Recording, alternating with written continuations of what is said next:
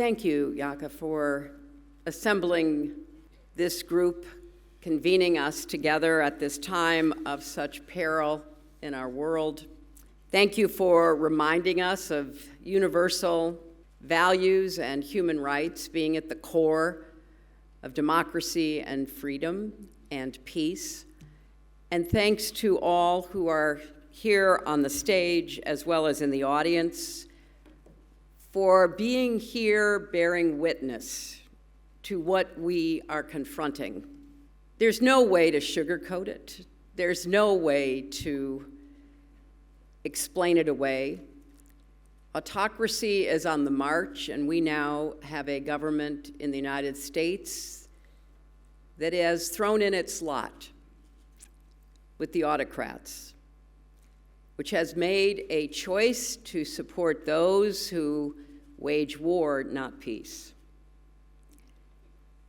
who have given enormous power to the men who control the information flow in our world, who have all pledged allegiance to the continuation of algorithms that not only addict us, but poison us with hatred and fear. So moments like this, which are too few and far between right now,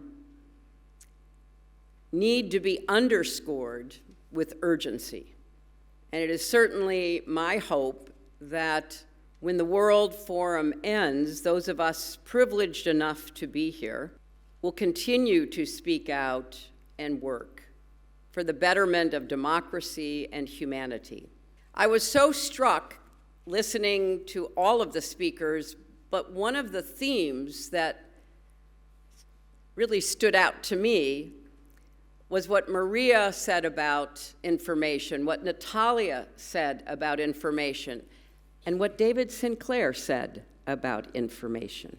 Information determines how we think, and how we think determines what we say, and what we say determines what we do, whether it's about aging in the human body or preserving and protecting our freedom and our democracy and working toward peace. So the emphasis on technology and artificial intelligence at this World Forum is not just another issue. It in many ways is the core issue facing our world today. Because as Maria said, where there are no facts that are agreed upon, that happen right before your eyes, and you have leaders telling you to ignore it, that Putin did not invade Ukraine, that Ukraine somehow brought it upon itself, where there are no facts, there cannot be truth, and where there is no truth, there cannot be trust, and where there is no trust, there cannot be democracy and peace.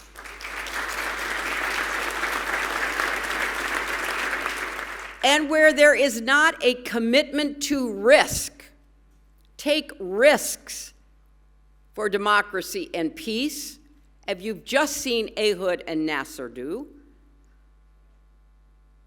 there can be no hope that change is possible, that we can bring people together once again in some kind of common cause to find common ground.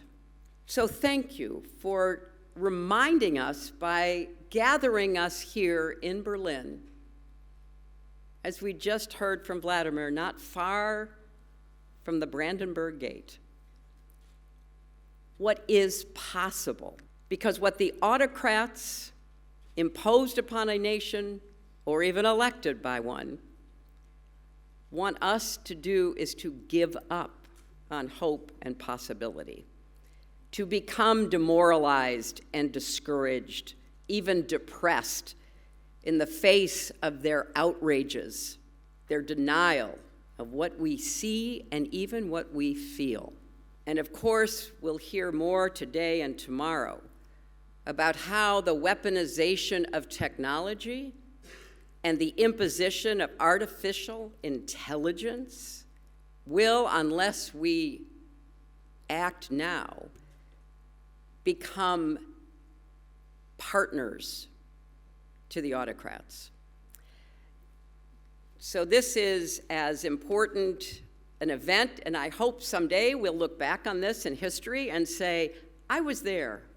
I was there at the World Forum. I heard these brave men and women speak out, and I thought what I could do, and then I acted. That should be the real takeaway from our time together. Thank you.